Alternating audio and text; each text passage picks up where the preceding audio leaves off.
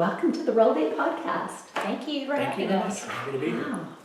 Almost straight from Tanzania. Yes, You've been back stateside for a little bit because of Corona. we have. We've Yeah. been back, what, 3 months? Since March 23rd. Wow, pretty amazing. And I just feel so lucky that we have a chance to do this interview face to face because you're the second one I've done down here since Corona hit, and it's just so much better to be face to face with people to have these stories. So I thank y'all for being here in Atlanta, and for traveling over to the studio and having a chat to share your story. To me, it's really so hopeful and so inspirational, and I can't wait to get a firsthand account of what it's like to be in Karanzi and the people of that area, because from what I see and hear, it's just, there's no place on earth like it. We agree, no place like home. Okay, well, let's start with a little bit about each of you, just sharing a little bit about your story. Who wants to go first? I'll go first.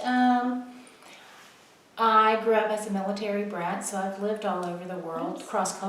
Sorry, It's okay. messing with your microphone. Okay, try it again. Cross-culturally. Did not become a believer till way later in life, in my 30s. David and I have 3 children, a boy and 2 girls. We just became grandparents, so we're really excited about that. We've been grandparents for about a year, and we're just back stateside for a while. But the grandkids are not here. correct? No, our grandson is in Wiesbaden, Germany. So it would be that we are here and they are there. That is a little frustrating. It is, but it's okay. Yeah, you'll get your hands on him sooner or later. How old is he? 15 months now. Oh, little God. So we were able to see him right after he was born, and that was special. Technology is amazing. We just talked to him this morning before we came over. And we were here in the States at Christmas 2019 last year. So we got to see them at that time. So that's the last time we got to see little guy was Christmas. Very good. And Dave, what about you? Born in Canton, Ohio. Youngest of 4 kids. Have 3 older sisters. I would describe. Boy, huh? Yeah, I was. Did they dote on you? They did. Until I was about 2 or 3, and then they turned on me viciously. But it's been, it's interesting. You hear so many stories of people who come from really difficult situations in their home life and a lot of dysfunction and stuff. And I reflect back after hearing these story after story, and I start to think, I may have grown up in the most normal household in America. Mm-hmm. I mean, I had loving parents. There wasn't a lot of fighting. They were married 65 years. My sisters and I, we still get along to this day. Family's very close-knit. And I don't have any, terrible, bad memories. My parents, they just guided us kids really well, provided for us. Like I said, just a real ordinary, boring in a good way, normal, happy lifetime growing up, childhood. What a blessing that is, though, because you hear of so many people who don't come from a loving, stable family, and that can just wreak havoc on a person's life. The only drawback is it leaves me with absolutely no excuse for any dysfunction in my life. I own it all. That is awesome. So how did the 2 of you meet? We met in Dayton, Ohio, at a restaurant. He was there to meet someone. I was there with my friends, and he just happened to be standing there. We said hello. That was it. He came the next week. We said hello. We sat outside at a fire pit for the rest of the night and talked and got to know each other. And by the end of the night, I knew he was the one I was going to marry. No way. He didn't ask me for my phone number, so that was going to be Okay. difficult. But after that, we just started dating, and here we are. And we'd gone somewhere that 30 years evening later. after we'd been sitting by the fire pit and got something to eat or something, Mhm. with her friends and myself. And we all rode over in one car, and they would drop me off at my car, and I was leaving to go home, and one of her girlfriends yelled out like, "Hey, don't you want her phone number?" And I'm ready. And I just, just nonchalantly just kind of looked over my shoulder. It's like, no. closed the door, got in my car and went home. And then she said to her girlfriends, I'm gonna marry that guy. And my girlfriend goes, he doesn't even want your phone number. So, here we are, what can I say? I won. Were you playing hard to get, Dave? Is that what that was? To be honest, I think at that point I really wasn't interested. I mean, I'd just gotten to know her, I didn't know her very well yet. Yeah. She knows this part too. I was like, I was more interested in one of her friends at the time. And that conversation that day and the fact that her friend wasn't interested in me started it, I think. And as we got to know each other over time, here we are. Those things How changed. God works. It is. Works through all that. So when y'all first got together, what was kind of the vision for your life as a couple? Well, we weren't believers at the time, so it, I lived in the fairy tale, we're gonna get married, we're gonna have kids, we're gonna get the dog, soccer mom stuff, and it didn't turn out that way. He was transferred before we got married, so we had a long distance relationship. And I left home for the first time, and so that was hard. And it was a hard couple of years because we didn't have the Lord. And then we were both introduced to a friend through our daughter's cheerleading coach, and she was a strong believer. I did not know what that meant. I just knew I liked her. Mm-hmm. And after a year of just meeting with her almost every day, listening to her talk about Jesus, I went to church. I thought, okay, she'll stop bothering me. And we went. We heard the gospel, both of us, for the first time that night ever. And it made sense. Mm-hmm. And went home a changed person. Prayed to receive Christ that night because I knew that's what was missing. And I didn't know it, but David prayed that same night too. Just we did it separately. And from there, that just began our journey of being involved in the church, raising our children. So about how old were y'all when that happened? 32. It was 1997. Mm-hmm. Yeah, I was 38. And it was funny because we didn't know it. We both had really kind of made this commitment in our lives that night or that weekend together separately. And it took about 2 weeks, and we were literally sitting around having coffee one morning or something, and we looked at each other almost accusingly like, you're different, you're acting differently. And I forget who asked who first, but one of us was like, well, did you become a Christian? And the other one was like, yeah, I think I did. And, well, did you? I was like, yeah. And so that's how we found out. It was almost like we both noticed something was going on in each other. And we finally talked about it. And you're like, oh, when did it happen to you? It was like, no way, that's when I did it too. So it was it was a very crazy story, that one. And so being a missionary was not part of the scenario when y'all were young. No, not at all. No, Never even radar. thought about it. And it was never in being raised in a non-Christian home. You just didn't hear about it. I mean, we didn't go to church. Missionary was not a term I think I'd ever heard of at that time. Never opening the Bible as a child or as a young adult until we became believers. That's really a great conversion story. And the fact that y'all were both kind of on parallel tracks when it happened is very cool too. Very cool. So how did you end up going to Tanzania that first time? I went first. In 2001, a friend of ours went, and she came home, and we went to the picture party where everyone tells their story, shows their pictures, and they were talking about Karanzi, showing pictures of the children, and something happened. I lost it. I started crying uncontrollably. And this was through Perimeter Church, Yes. which is the church, that was your church home, and it was the Tanzanian ministry at that time, is that what it was called? it was just getting started. They were just starting to go to Tanzania. The church was looking to get involved in Africa somewhere. And through relationships and connections, they ended up, Tanzania ended up being the place. And this was one of the very first short-term teams that went over. And one of the ladies on the team we supported financially to go. And so when they came back, they did this, gave testimonies, talked about their trip, shared with us. And for me, it was very unsettling because my wife at that point, we'd been married 13 years at the time. I'd maybe seen her cry twice. She was not a crier. Or she wasn't then. I should Closet say. crier. She never cried. And all of a sudden, and we're in a public place too, where she would never cry in public. And I look over at her and she's just bawling. And I'm like, you say the 3 words no man ever wants to say to his wife. What's wrong, dear? And she's like, I just gotta go. And And I was like, And just boy. by seeing the pictures. Just by seeing the pictures and listening to the stories. Yeah. It was like something happened in my spirit, and I just needed to go. And so we waited a whole year, and they only went once a year, and in 2002, I went. David stayed home with the girls, and was forever changed.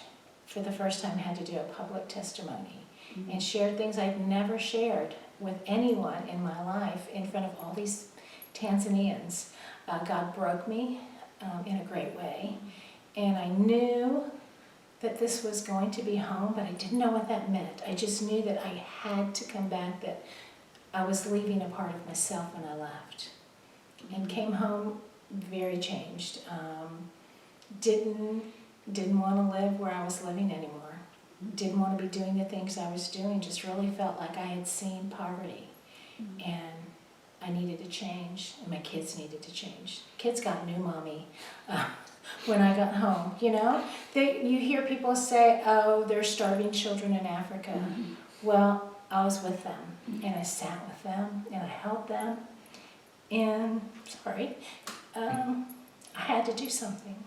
And God was working on me, and for that whole year, I just stuck close to the people we went on the trip with. We met weekly. I'd see them at church. We were all going back together.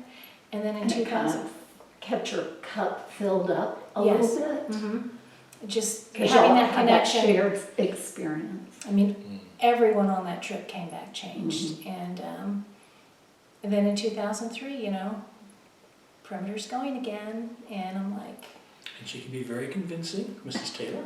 And so she let me know when she came back in 2002 that in no uncertain terms, I was going with her the next year. And you know, and like I said, the kids and I saw this change in her. And you know, and some of it, you know, it's like when we were still fairly young in our faith even at that point. And so a lot of it was like she said, I have seen starving children, I've held them, and you kids have too much, and we don't need all this stuff, and blah, blah, blah, blah, blah. And she's processing, you know, but part of her, and it was funny because like And your at one kids point. were teenagers at the time? Yeah. 2003. Yeah, Michael's already on his own, Jack. he Yeah, our was- oldest had already left to the military. Jackie was on her way out. And then Paige was in elementary school. So she's the one who saw it the most. But the girls in there one day coming up to me after several weeks after she'd been back, and they're like, Dad, when's Mom going to get back to normal? Never. Never. Basically, my first response was like, just be patient, you know, it's okay. And it was odd to me too, because I didn't go with her, and I had experienced none of this, and like her, I can't ever say to that point I had ever had any idea at all of missions, of me being involved in, even as, you know, once I became a Christian. Because you were That stuff corporate. was- You were yeah. a corporate guy, right? Corporate guy, my job is to provide, and, you know, we, you know, just building a family and building a life, and we moved, you know, some years back and bought the house that we thought was the house of our dreams and all those things. And so the idea of just completely going another direction was on my radar. Yeah. I wasn't interested, to be honest. How could we leave all of this stuff behind? Well, I could. They weren't ready. Yeah. And then in 2003, we went again. Most of it the same people who I'd went with in 2002. And it was just over that trip. Every night we'd sit around the table, all of us at dinner, and we had a pair of sunglasses because everyone cries because it's so heart-wrenching to be there. And you put your sunglasses on if you're going to cry. And it was Dave's turn to share, and we were sitting opposite sides of the table. And he went to put his sunglasses on because he was getting very emotional. And we just looked at each other, and our eyes locked, and I knew. Yeah, we just We just knew at that point that this was something big. And we went back that night and talked, and it's just like, I really feel God calling us here. And so we kept going and kept going and kept going. Each summer. you Each would summer, go. and Each sometimes summer. we would go twice a year. Yeah, you usually went once a year because she was working in a school. She only had, you know, summers off, but I had the freedom to go a couple times a year, a few years. And it was interesting because we can talk about it looking back now. Her calling was to like move there and live there. And my calling was like, well, I'll get involved in it and come over from time. I enjoyed that. But in 2004, so like the next year, I was there without her. I was doing some pastor training. And we were on a bad road, you know. In fact, it wasn't a road, it was out in a remote area, very rural. I mean, it was a footpath. We were just following this footpath to this place we were going. And it's a rough road, and it had been just kind of a rough trip. It was just myself and one other guy from here, and then we were over there. And I remember, like, as we're driving along, all of a sudden I had this experience of like, man, it's really hard living here. And yet at the same time, for me as a man, there was something about Tanzania, something about Africa that resonated with me. Mm-hmm. It's wild, it's free, but there's no safety net. Mm-hmm. But, you know, as a man, it's like, could you make it here? Could I survive? Can I live here? You know, this is not America. It's not cushy. Yeah. And it just came upon me, this feeling of like, this would be really hard to live here. It would be hard. And but for me, that's when I really felt like God saying, but you're gonna come here and live, buddy. Mm-hmm. And you know, all I could think of was, but it's gonna be hard. And then finally, this peace did come over me, and I'm just like, okay. And that's all the thing I took back from that trip when I came home was like, it's gonna be hard, but okay, God, I'll trust you for the details, because it don't look easy for me. You know, it was really, that was really, I think, the trip or the time for my life when I was like, okay, he's got something planned for us here. So talk to me about the journey to making the decision to, okay, we're going to do this, we're going to move, we're going to be missionaries. How do you even go about doing that? Well, in 2007, we decided to go to Tanzania for 8 weeks to see if we could handle it, if it was really, was it our calling or was it God calling us? Mm-hmm. And we took our youngest, rented a house, rented a car. I just wanted to not spend so much time in the village, but spend time where I would be living. Can I drive to the grocery store by myself? Will I feel safe? Can I walk down the street and be safe, you know? Mm-hmm. And we went, and it was so easy. Everything was so easy. A house opened up. Friends who were going back to the States for a while, who are really great friends of ours now. It just made sense. You know, even our daughter was having a good time. She made friends.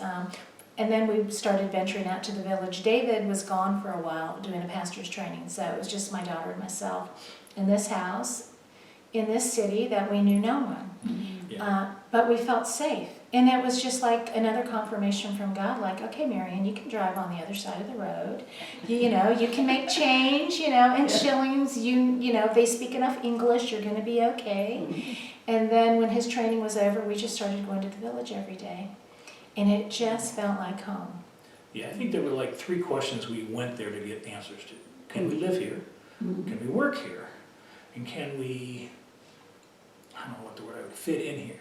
In other words, could we get along well with the nationals? Would we be accepted by them? Could we work with, you know, the mission organization, the Westerners on the ground?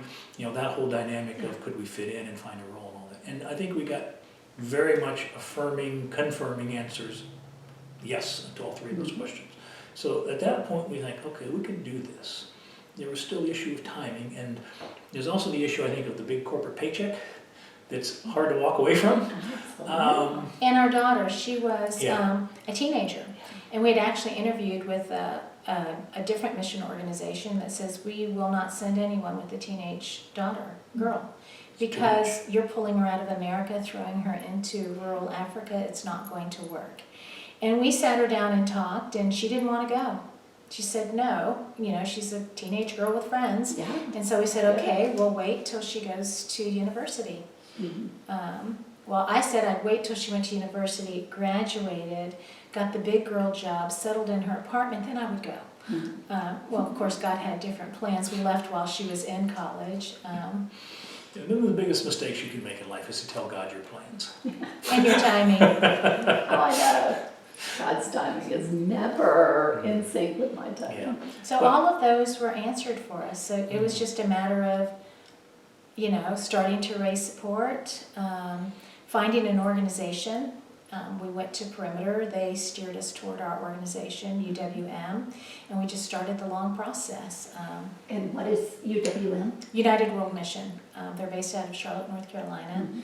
They're one of the largest sending organizations.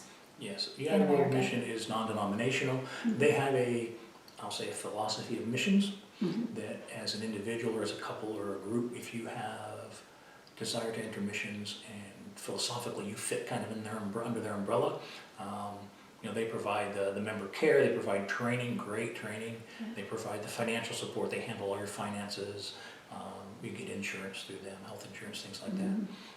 It's a really good organization if you're looking for a sending organization to become under, and I highly recommend anybody who wants to serve cross-culturally overseas, don't do it alone. You need all the help you can get. But the big moment, I think the transition for us as far as thinking about going and then actually it becoming more of a reality and really starting down that direct path to become missionaries occurred around 2009, 2010.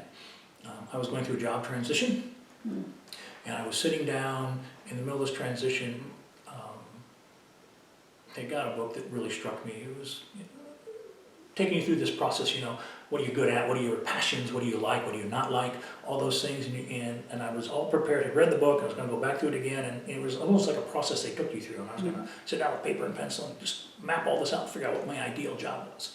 And I'm sitting down there, and all of a sudden this thought pops in my head. Why don't you just start working towards going into the mission field now? And it hadn't crossed my mind at that point because, like you said, we still had one of our youngest was still at home. We had to get her out of the house, et cetera, et cetera, et cetera. But when that thought came in my mind, it was like weight just fell off of me. It was like, well, of course. And it was an amazing, just one of those moments in your life that I'll never forget it. It's just the feeling of peace that came over me when that thought popped in my head or was placed there, you could say. And so when Marianne came home that day, she was working, I explained that to her, and that kind of started the process. And that's where from there, we reached out to our church who connected us to United World Mission, and then we began that process of vetting through them and all that. So in 2010, we got accepted through them to become what they call candidates, missionary candidates, which means you basically get to go raise support and et cetera. And then when the support's raised and you're ready to go, off you go. And they guide you through that process very well. And at that point, I didn't want to go. What? I was the pusher, but man, that's a huge life commitment. And I was working at a job at the church where I thought it was what I was made to do. I was in church planting, helping the young pastors at our church, plant churches all over Atlanta, and I loved it. And I really felt during that 3 years I was doing it, that's what I was made to do. And so he's ready, and I'm like, well, I'm not. And so that was like, and I didn't know that until it was kind of like when he came and said, this is what we're going to do, we've talked about it. It was like, oh, yikes. And so it took a while for me to come around because I was going to leave something I felt like. It wasn't a job at the church, it was a ministry. I loved it. I thought I would do it the rest of my life. And then I just visit Tanzania. So that just, it was just one of those, We all had like roles. we flipped. Role reversal. Yeah, I always would tease her. It's like, well, this is your fault we're even involved in this. You're the one who wanted to go in the first place. But I do remember it was the spring of 2010. We had gone to this assessment through United World Mission, and there's a lot of interviews. You actually fill out a lot of psychological exams and testimonial things and stuff that you send them in advance, and then the interview, and they pick you apart, and they really vet you. And at the kind of the end of the process, there's a lapse. We were one of the last people to go through, kind of be interviewed on this one piece, and then you just went back to your room where you were staying for on this campus for a while. And then at a certain time, they will call you back and, they discussed you, and then they come back with kind of a thumbs up or a thumbs down kind of thing. And we're kind of waiting for this. And at one point, Marianne's kind of, turned away from me, and finally she's just like, I don't want to go. And I'm like, no, this is not a good time to come to this conclusion, honey. And I think part of it was nerves, but part of it also was the reality. It's like, it's one thing to talk about this stuff. It's another thing. It's like, we're a few hours from this being real, kind of, we're going to head down this road for real. Yeah. And of course they accepted us as candidates and off we went. It was 2 years later till we actually got in the field. That was really the point of, we're doing this. So was there ever any question about going anywhere else besides Karanzi, Tanzania? No, Mm. no question. Why so? It was the only place we had went on a mission trip cross-culturally. And I'd never felt the way I'd felt. It just, I mean, the Holy Spirit was so strong in saying, this will be your home. This is where you will do ministry. I mean, we had volunteered all over Atlanta, you know, did all the short-term things here. And it was good stuff, but it didn't touch my heart, you know? And this was it. I can't explain it. And I think, you know, I don't know if we would have went anywhere else. There were plenty of times once we got on the field, I'm in Tanzania, I'm like, gosh, why didn't we just take a trip to Guatemala? It's so close. You know, we're halfway around the world. It's like one of those But I don't know, did you ever feel like? No, I'd say early on, I'd say at the beginning, that if somehow we'd have been redirected to go to another country or another place or another ministry or another project, I would have been really resistant. I was like, no, the only place I'm really interested is this village and this ministry. I don't want to go anywhere else.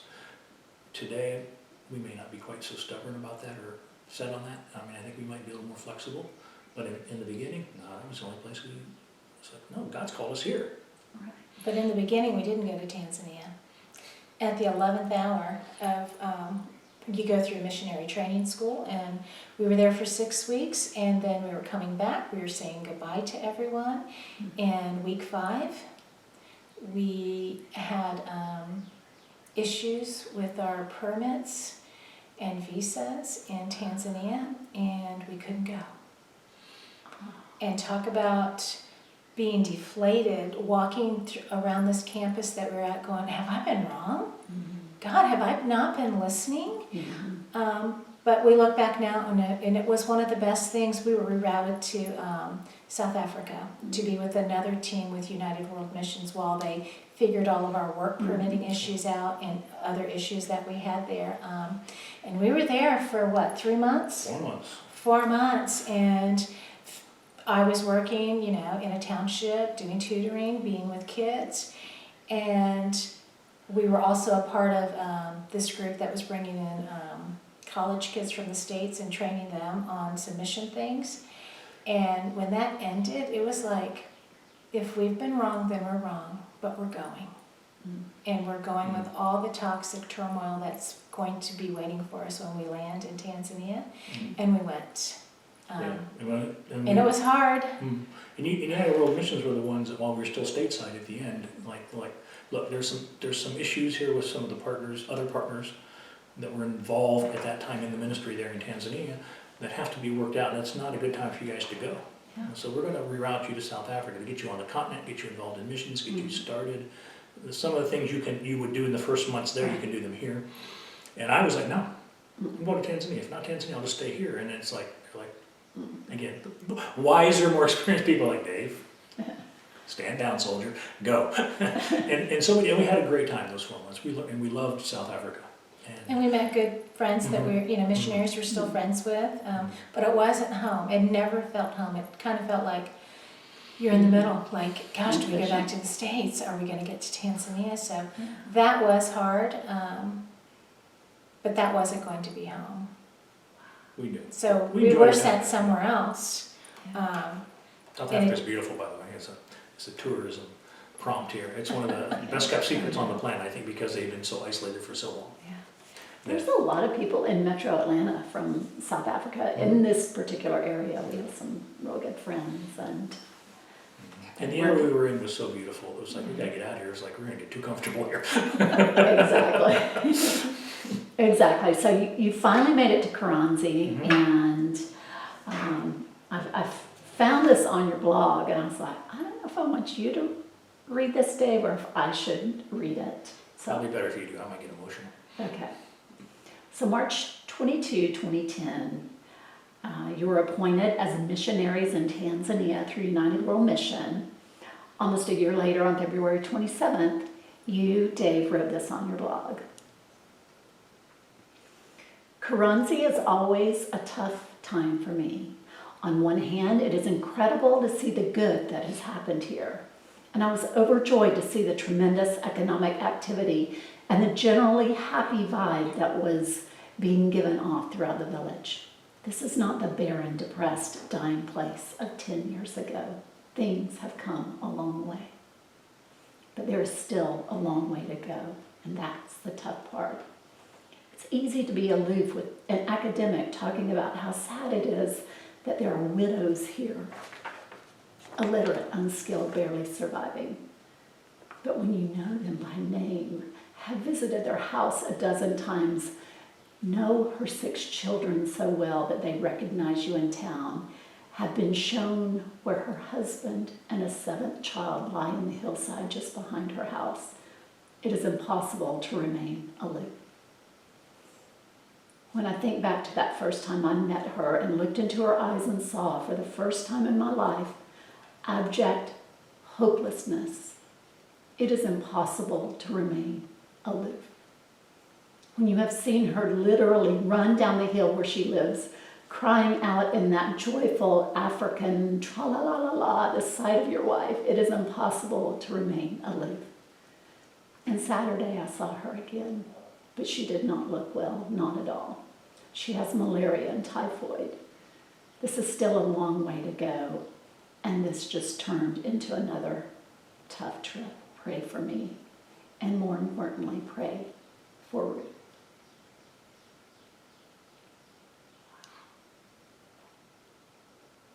So, that's amazing.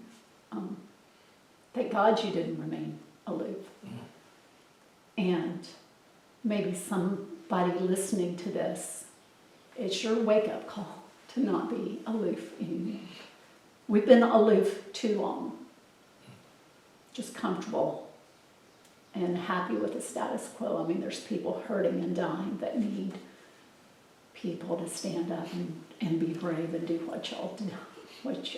I mean, I'm just, wow. Can you tell us what happened to Ruth? Did she make it? She did. Oh, I see Ruth almost every day in the village. She is not skinny. She's fat. And Which is a happy, good thing. which is a good thing over She's there. got enough to eat. She has a little stall at the market. She sells maize and beans. I just walk through the market and Marianne, and it's my Ruth, and it's a different Ruth. She's happy. She is no longer just surviving. She has an income. She has 6 grandchildren now. They're all doing well, and it's through Pastor Orielli and his church and the vision of Ubora that has come alongside. She is one. I have got chills all over my body. She is one of many who are not just surviving anymore. They're living. And she's doing great. It's crazy now because we would go every year and see Ruth, and she'd scream and we'd hug at the bottom of her hill, and we'd just spend those few moments together, maybe the next day.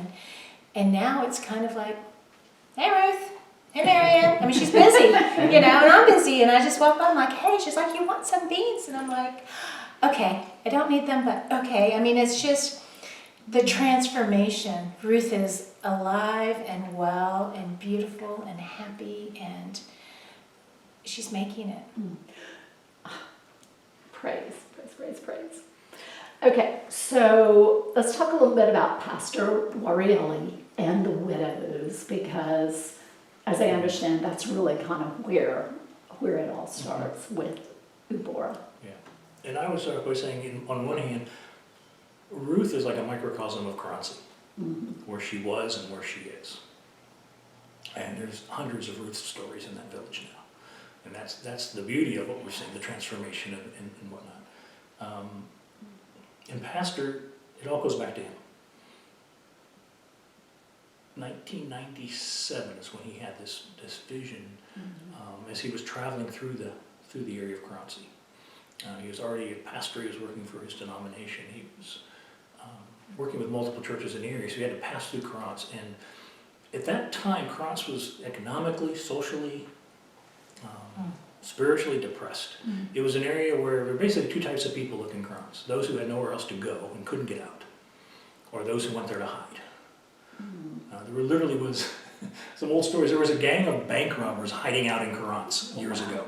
And we'd heard these stories when we were on the short-term trips and things, and I remember, Jerry Towns, who you know, he and I would talk about this, and I don't think either of us really believed the stories, but since we've lived there, within the last 5 years, I'd say, one year we had a videographer with us, and it was graduation at the school, and we decided to go out into the village and just get some stories from some of the kids who are graduating from their parents and the families, and what impact has this project had on your life.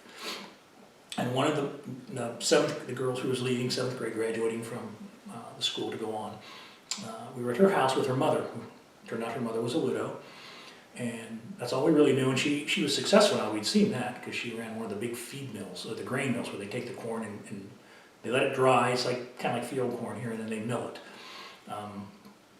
And so we're talking to this woman, and she starts telling her story. And she says, yes, when years ago I lived here, my husband was a bank robber and he was killed.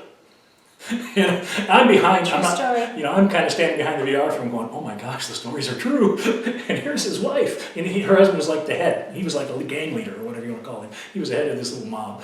And we'd heard these crazy stories about how he was killed and stuff, so it's like, holy cow, it's true. So she's telling the story, she goes, and how I was ostracized in the community and all this, and how pastor took us in. This was her second child to go through the school. And she took her first child in, and one of the challenges people in poverty in situations like this face is they may be making enough money kind of to live on and eat and survive, but putting kids in school, even in like government and public schools, they still have to pay for like the uniform for the child to wear to school. They have to pay for some, certain contributions to help, pay for the materials and books, all those things that they use. And sometimes they literally don't have the money even to pay for that. And so what it forces parents into is a very difficult decision. Do I take what little extra money we have to try to grow my business, to try to break this cycle of poverty we're in, or do I use it to educate my kids for the next generation and keep ourselves locked in, but hopefully free them maybe? So it's this real difficult decision those parents have to make, and many of them, and she was the first one of many we've heard say that because they're able to put their kids in this school, in the village, that's our project school, we didn't have to make that decision anymore. We got both. We could put our kids in the school, and everything was taken care of. And so what little bit we did have, we could grow. We've had stories of where people have come on short-term trips and visited the children they sponsor, and have sponsored for years and years, and see them for the first time, and they come to their house, and they're expecting them to like living in a mud hut. Like, this is the poorest of the poor, we're told, right? And they come to their house, and it's like, sometimes you're almost like, wait a minute, these people are doing okay, what's going on here? I thought these people were like super poor. And the story is, they were. Yeah. This is success. I mean, we're actually breaking that cycle. And she was one of those stories, but the fact that she was the bank robber's wife was just too much for us. So that was what Karans was like back in the day. It was just really not a place anybody wanted to live. And he had this vision of transforming it and planning a church there, but more importantly, building a school there. And he wanted to build what's called an English medium school, a primary school, which is kind of like our elementary school. And typically all instruction in elementary schools in Tanzania is done in Swahili, which is the national language. He wanted to build a private school that did the instruction in English. It's called an English medium school, meaning the medium of instruction is English. And what's interesting is many people, including a lot of us here in the U.S., said, that might be a bridge too far, Pastor. Let's just build a nice school and get them through it. And he was advised, just keep it Swahili, don't do it. He ignored everybody and without telling anybody, registered the school as an English medium school, which once you do that, there's no turning back. The government will expect you to teach in English. And the second thing was, because of these kids, upbringing and things, if half of them come out of that or have the grades to go on to like the next level, what they call secondary school, kind of junior high school for us, that would be success. 50% was our goal. And today, as we sit here today in 2020, every single kid that's gone through that school has gone on to secondary school. So that's some of the vision. The word I would use to describe pastor, I think, is faithful. God gave him this vision years ago, and he has remained humble and faithful to that calling and to that vision. And it's, he's not a rich guy himself.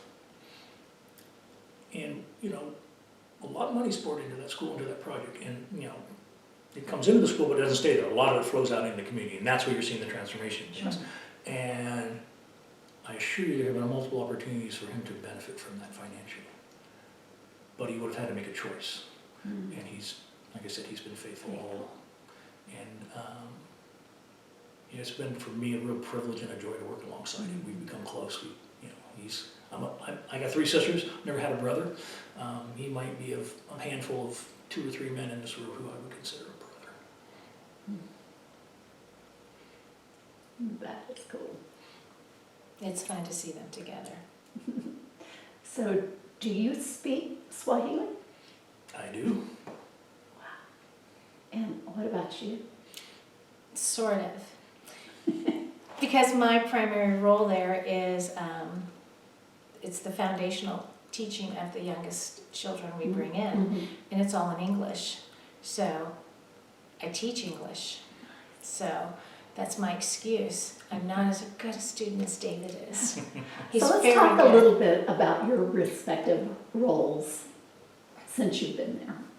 If you want to start, Mary. Mine have changed. I went there to do discipleship. I love discipleship. I love teaching women the Bible. And so we get there, and that's not an option at the beginning because there's just too much other things going on. Mhm. So they just throw us into the role of being the bicultural bridge between, Shefo and Aurora. So we're in between because we're on the ground. Mhm. And so I have been part-time accountant, full-time social worker. I have done discipleship, which is where my heart is. And then a few years ago, Pastor Wiley said, "Hey, can you run the preschool?" And I was like, no experience. My experience is 4th graders. And he said, "We'll pray about it." I did. Came back the next day, and that's where my heart is. I've been doing the preschool there for the last 4 years. And so that's my role. It's going to be changing soon.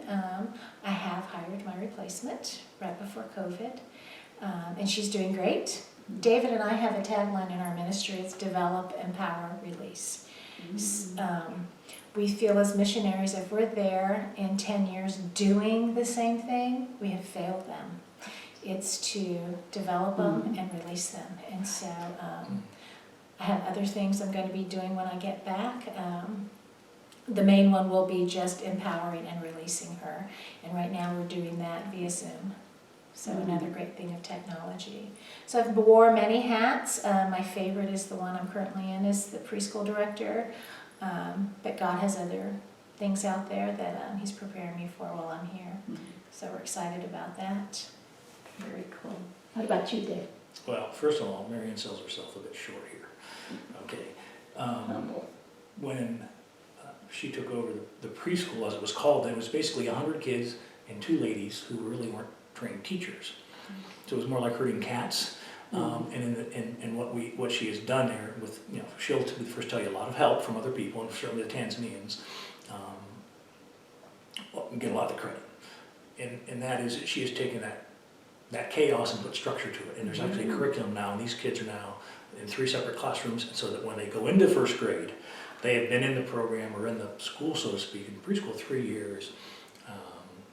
And the 1st grade teachers will, like every year, they're like, every group of kids that comes through here is better than the last because of the programs and just the structure that these kids now have and what she's been doing. Good job, Mary. So Yeah. she doesn't like to brag, but I will. So, and like her, like she said, our roles have changed over the years.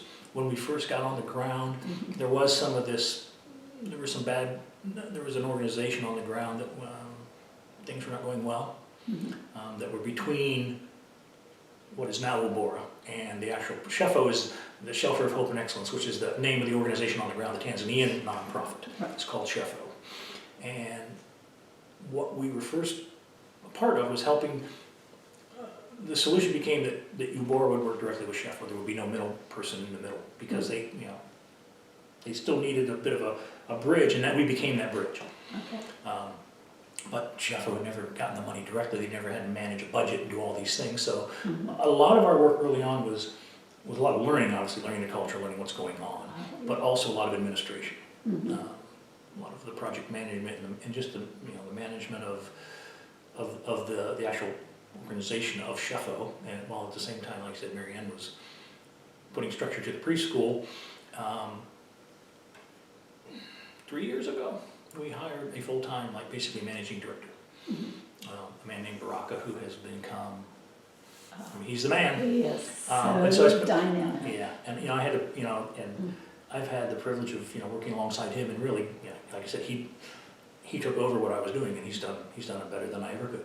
Which we wanted to develop, empower, release. Right, and again, it's the Tanzanians need to be running this thing, not us, Sure. and they are, Mhm. and they really always have. We've always come along and kind of tried to help them, but working with Brock and just getting him up to speed and helping him understand all the moving parts and all the things that are going on in this project was, you know, my role. And so I just transitioned myself out of that.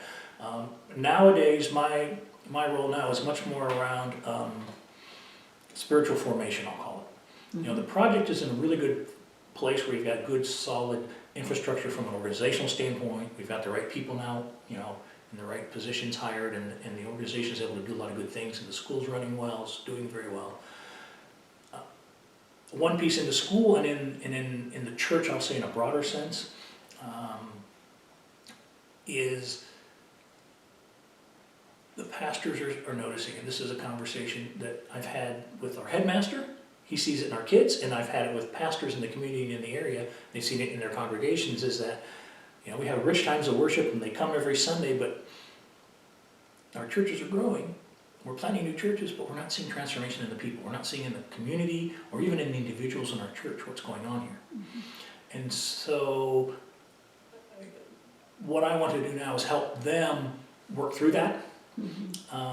It's one thing to be a great preacher, it's another thing to be a great teacher and really help them understand who they are in Christ and who God is and what He expects of us, and what a biblical worldview is and how it's acted out and lived out in day to day, and how that can transform. So, you know, it's just this little small project that'll take, you know, 1,000 years. Which also is, I also heard a missionary once said that if your vision can be accomplished in your lifetime, it's too small. Oh, there you go. So I'm really excited about this. It's a whole new area, a whole new direction, so to speak. So I'm able to let go of all the administrative stuff because we have competent Tanzanians running the show now, and focus on this. So it's pastor training and coming alongside them again where they are. And to be honest, until this year, I didn't feel qualified to be a part of something like that to begin with. I hadn't been there long enough. I didn't know them well enough. I didn't understand their challenges. You know, how does an African mind think? It's very different from a Western mind. How they see the world, how they read their Bible is different. So it's not something you can just walk off the airplane, so to speak, and jump into. Right. And then actually, I was getting in trouble both here and over in Tanzania with Pastor Rielli, because up until, like I said, like the last year, I wasn't ready. I didn't think, you know, you can do more harm than good if you're not ready. And pastors, you know, he's a let's go. You know, he's a doer. And so he's like, Dave, you're a slacker. Let's get this done. I'm like, Pastor, I don't want to screw this up. This is important. And so this past year, when we've really kind of, something, like I said, God just kind of made me aware. He's like, God's like, all right, Dave, you can keep learning, you can keep getting better at this, but you've got enough. Let's get going. Yeah. Some point you God's constantly kind of pushing me off the couch, so to speak. You know, I wouldn't leave the corporate world until He pushed me out. I wouldn't get really involved in this until He pushed me out. And for me, it's kind of been a rejuvenating thing for me. You know, let's face it, administration is not glamorous, and it's not necessarily sexy or fun, but it's necessary. And Very necessary. You know, the organization where it's able to do now, because of, you know, some of the contributions Sarah and I have made, I remember very satisfied to be able to look back at that and say, we had a part in that, and I'm glad that it's like an adult child. We have a relationship, but you don't need me like you did when you were 6. And that's really, you know, a beautiful thing we've seen come out of that. So, you know, for me right now, it's the spiritual development. What kind of a child do we want to come out of the other end of this project? When they come in on one end, what do we want to impart or invest in these kids all the way through, not just academically, to help them break the cycle of poverty, but also what kind of a person do we want to create at the end of it? And so the spiritual component and just the kind of shape their worldview so they can think and act ethically and morally as well. Right. So I've heard that before all of this started happening in Karanzi, that the children, only a handful had ever graduated from, what was? University? Well, no, Or not it's even. a British system. Mhm. Okay, it was a British protectorate or British colony back in the day. Yeah. And so when you finish what they call primary school, which is 7th grade, Mhm. there's a national exam. If you do not score, if you fail the exam, so to speak, you do not get to go on to secondary school, to the next level. To middle school. Yeah, to middle school and high school. And then there's a secondary school is 4 years. Mhm. At the end of the 4 years, you take another exam. Depending on how you do determines your options going forward. If you don't score well enough, you can't go to university. And there's a, there's a 2-year in between that even, where they take 2 years more specialized schooling. It's kind of like the last 2 years of high school, like the year of high school, maybe a year of junior college kind of thing. And again, at the end of that, you take another exam, which determines if you can go to university. And anywhere along the way, you can stumble and fall out. Right. And the problem was, because of this area and the school was so under-resourced, the government school in the community, that like I think 3 kids in like the last 5 years prior to this, this whole thing getting rolling, in 5 years, 3 kids actually passed the exam to go from 7th grade to 8th grade, basically. And those 3 didn't have the money. And so no one was coming out of this village. And I mean, you talk about like a vacuum of, or like a black hole of poverty. The people who lived there were just being sucked into it and nobody was coming out. Yeah. Yeah. So through Ubora and Shefo, the school was established, the English medium school, and the kids started doing well. And we now have college graduates, not only Form 1 graduates, but kids who've made it all the way through college. Can you help me understand? I know some of the names. Just share a story of one of our college graduates and the Faraj. Share Faraj's story. Okay, you want to talk about him first? No, you go ahead. You have a great relationship with him. Faraj is a young man who just graduated university. Gosh, I can't remember my First in his family. Mm. First in all of these Yeah. families. I mean, there had never been a university graduate come out of Karanzi, I believe, until the Shefo school. So that alone. Big deal. So like we said, we're like 3 kids in 5 years actually passed the exam to go to like 8th grade. That's what I'm saying now, that the Shefo, the Seahawk Leadership Academy, which is the name of the school that we've established there, every kid has passed that exam to go on to 8th grade. So, and like I said, when Mary Ann and I went first time together in 2003, when we were in the village together, they dedicated the first building of the school, which was basically one building with 2 classrooms. Because these kids were all, first grade, and they were just starting, they built the classroom for 2nd grade, so next year we'll have room for both of them. And so he was one of the first class. And in November of last year, we have graduation every year for our 7th grade class. And Faraj and 3 or 4 of the other young people came back, who are there were 9 kids who graduated university last year. And 5 of them came to the graduation, and Faraj spoke to the kids. And in fact, he said, well, for a plug for our blog, but on the blog I actually published his speech. But I can just remember, I remember seeing him, and he was just rail thin kid, but he was always bright. You knew he was bright. You knew he had a future. But to see these guys who, as 12, 13-year-old kids, you knew they were bright, you knew they had potential, but they're just, you don't know who they are, yet they're kids.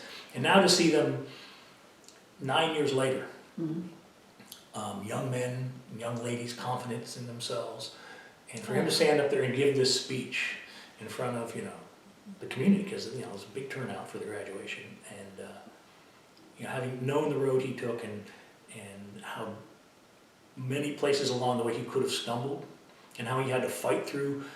One of the schools he attended was not a particularly good school academically, and he pretty much, if he didn't want it, it wouldn't have happened. I mean, he had to basically teach himself for 2 years to get through so he could pass the exam to move on to university. And so, like I said, knowing that the challenge it is, how hard it can be for some of these kids. And to see him standing there all confident and young adult now, and he's basically talking to those kids that are graduating 7th grade saying, look, you have an opportunity. Of a lifetime. Don't, take advantage of it.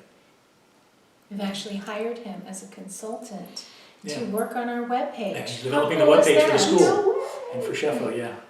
And I should say he graduated with a degree in computer science. Mhm. So he's working on that, and of course also him and one of those guys that graduated that same year who also has a background or degree in computer science are working on the computer lab at the school and some other projects around IT and technology and things for the project. So it's kind of fun to see that come full circle as well. Marianne can tell you a story about one of her teachers in her preschool who was a student at the school, who's now a teacher at the school. So he's come full 2 circle. of them have. Yeah, that's right. Started out in kindergarten, went all the way through to Form 4, decided to go to teachers college. They wanted to be teachers.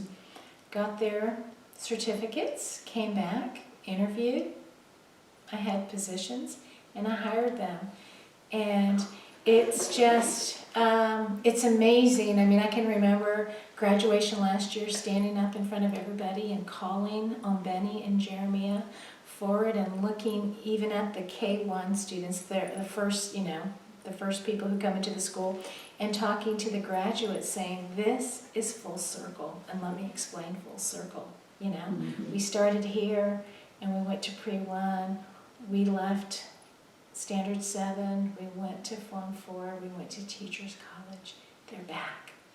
That was an exciting moment, and that's just what, Ubora's influence and, contribution, Shefo, I mean, we now have what they say in Tanzania, our product is back. Mhm. Those are just the cool stories that, people don't hear about. You went to kindergarten and now you're a teacher in a rural village because you want to. Yeah.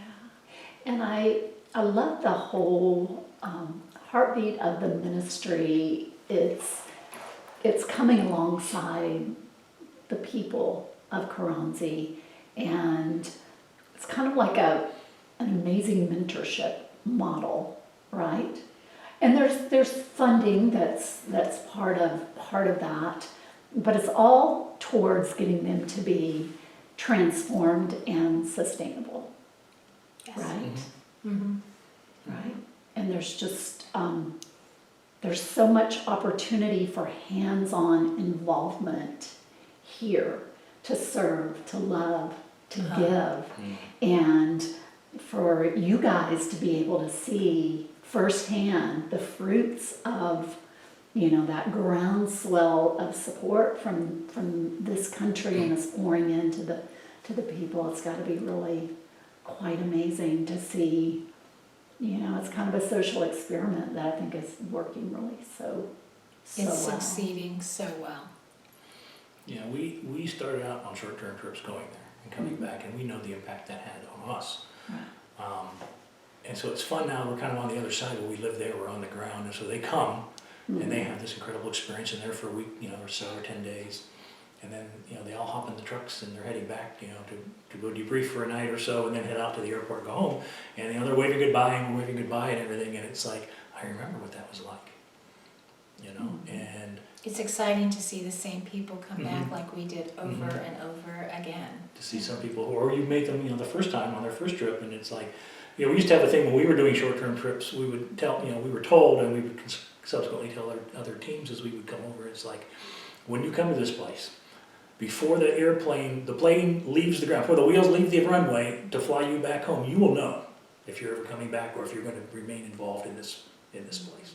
It's just, like you said, we have people who said, I had a great time, I loved it, it was a great experience, but I ain't never coming back. Okay? And that's okay too. Yeah. But the point was, it's like, you'll know. And those who have come back have said that. And it's like, you were right.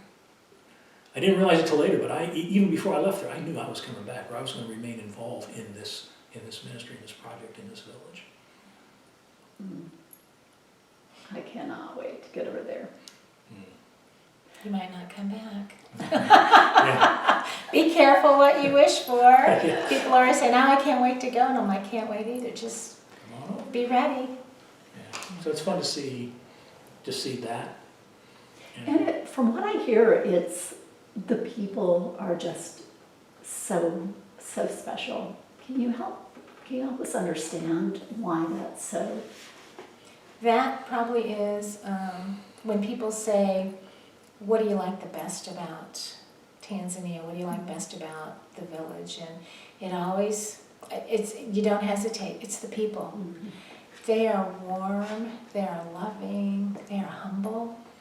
You know, you think they don't have much because you come from the zip code, but they have everything they need.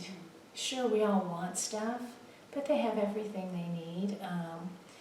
They're just so welcoming. I mean, it's really kind of hard to describe. When you come, you will know. When you get your first hug, when they kiss you, and you just sit with them, it's just a spirit about them. I can't describe it. I mean, I can see it in my mind right now, and You feel it's it just, right here. yeah, it's just, they're a warm, loving group of people there. They just, I can't put it into words. I mean, it's something you have to experience. I can tell you all about it. Your experience is going to be totally different. And those children are so beautiful. They are. She's That's missing- what I miss the She's missing her most. babies right now. I wish I could Zoom them, but you know, they're at home, they're not allowed at school. So can you take your phone? I did get a voicemail from one of them, so it was very sweet.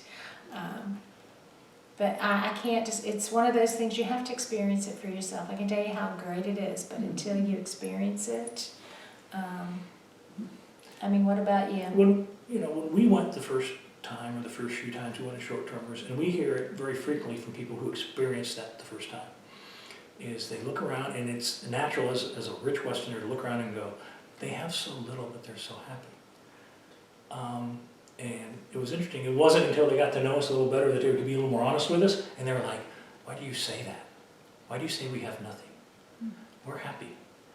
And they will say, spiritually, what we see on the TV and from the West and things is a place that's really spiritually empty and hurting. And it's like, we would not want to trade places with you guys at all. If being rich or having material things means not having what we have, we're not going to make that trade. So it was very interesting to hear that perspective from them. And of course, now that we live there, we understand it. And don't get me wrong, that there's still a lot of poverty there. And there's a lot of things that rising them up out of poverty and breaking the cycle of poverty individually and collectively in people will still benefit them. Okay.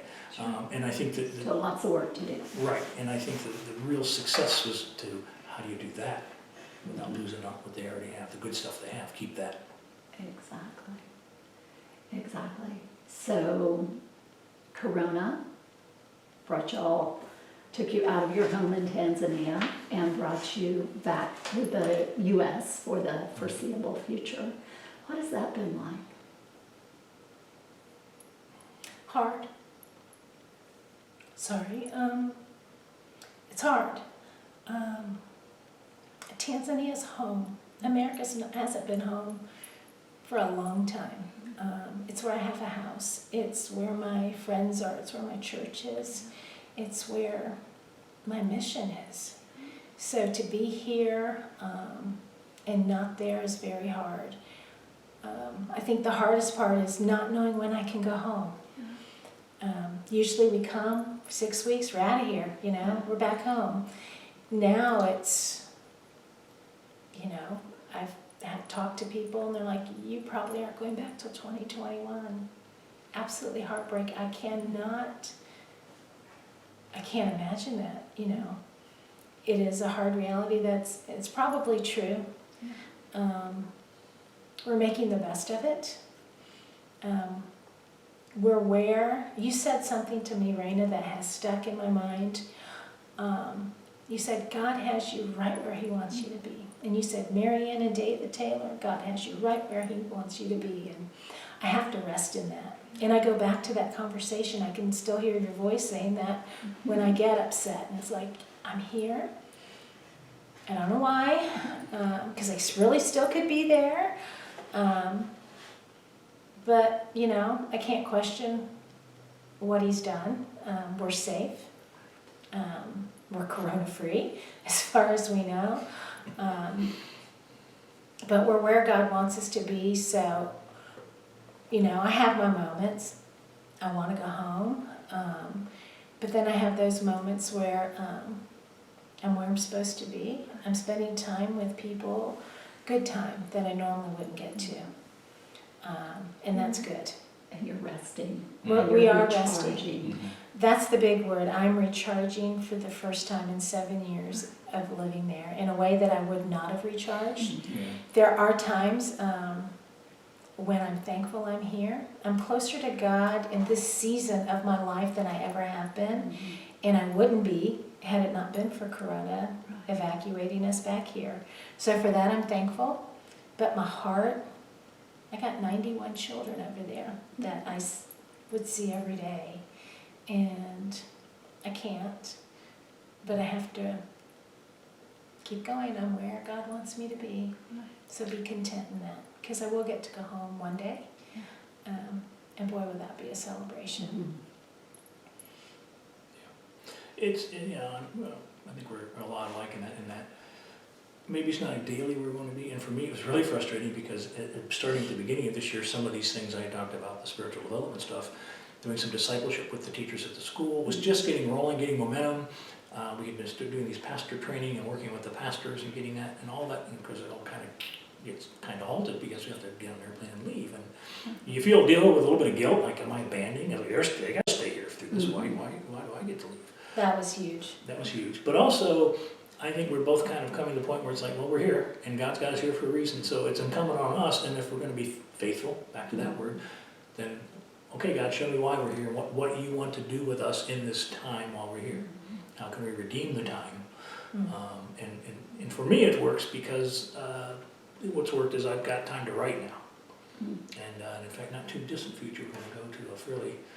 We're going to get away from the beat path, and we're going to go where Sister has a place for us to stay in for a while. That's pretty remote. We're going to be on our own, and it'll be a great place for me to really get some concentrated work done. And at the same time, while we're here, we are, there are blessings that come from being back in the States. I mean, this was our home for many years. We're still Americans. We still have family here and friends. And just yesterday afternoon, our daughter lives in Midtown. We got to go spend the afternoon with her. Where, so you're thankful for those little blessings when they come as well. So it's all good, but it's just, it's hard. Yeah. Then we don't have a home here, which is always a challenge. Yeah. That's true. You're just a rolling stone, aren't you? Yeah. From place to place. Well, it has been such a pleasure for me to finally get to meet y'all and to be able to do this conversation face to face. Really just blesses me in a whole lot of ways. And y'all are just doing amazing work there and here. So one last question for you. So the word Relevate, which is the name of the podcast, means to uplift or restore to good spirits. In closing, what words of advice would you like to share with my listeners as it relates to the work you guys are doing? I think the word that came to my mind comes to my mind is shalom. The Old Testament word shalom, which I think it's a little tricky for us sometimes. A lot of Christians particularly we know the word, we don't really know what it means, and it's a very multifaceted word. To simplify, I would say peace and prosperity. Two words I would use to kind of define shalom. N.T. Wright calls it a man sitting under the shade of his own fig tree, And as Christians living in this world, there's a lot of brokenness, a lot of fallenness, there's a lot of injustice. We're all aware of that lately. Jesus taught us to pray, thy kingdom come, thy will be done on earth as is in heaven. And at his coming, and in his death and his resurrection and his returning to heaven, he has ushered in the kingdom of God here on earth. And so as we go day by day, I think for each of us is, how can I, as an individual, help to create shalom? How do I help that kingdom to come, that kingdom of peace and prosperity and unity? What is my role in that? And how can I participate or be a part of advancing God's kingdom here on earth and advancing peace and prosperity and unity and those things? And I think individually for all of us, there's Jesus' last words are what called, what we Christians call the Great Commission, go and make disciples of all nations. And, figure out what your role is in the Great Commission. Figure out what your role is in God's kingdom. And if you can figure it out, how cool is that? The rest of your life is set. I mean, the purpose and the joy that you can get from being a part of something bigger than yourself is just, can't beat it. It's what we're made for. Absolutely. Marianne, you have anything to add to that? No. And I'm on camera now. I didn't think about that question because I was listening to you. What was it again? Spellbound, weren't you? I was. Just wow. That's my man. Preach, Dave. No, so the word relevate means to uplift or restore to good spirits. So in the work you do in the framework of this conversation, what closing words do you have for my listeners? Go. Take that leap of faith. People are afraid. Africa sounds scary and crazy. We hope through this conversation that you have been touched and motivated and uplifted in a different spirit. You don't have to go. There are things that you can do here, but I mean, we are where we are today because we went. We didn't want to go. I wanted to go. He didn't want to go. We were obedient to the Spirit. Just go. We just tell people, what advice can you give us? Go. Mm-hmm. You may come back and never go again. It's okay. Yeah. What I would encourage people to do is go figure out where you fit in and where you're going to be used to do these things we just talked about, to create shalom. Mm-hmm. All right? Will it be in Tanzania? I don't know. Nobody knows until you go. But go. Or go somewhere else. Get involved in things. Keep getting involved in things until you find the one that really resonates with you and say, this is what I was made for. And giving of yourself. Mm-hmm. Absolutely. Giving of You get yourself. so much more in return. Giving yourself away is the most rewarding thing I've ever done in my life. Well, that's what Christ calls us to do. Go Yeah. and make disciples of all nations. Doesn't mean you have to go out of Atlanta, but go somewhere. Mm-hmm. There's hurting people all over the world. There's hurting people here. Right. And for me, it really boils down to love God, love people. Absolutely. Mm-hmm. Right? If we all got those two things correct, love God, love people, and you guys are doing that, and you're doing it so well. So thank you for going and serving and being obedient and spreading the shalom. It is a blessing to know you and call you my friends.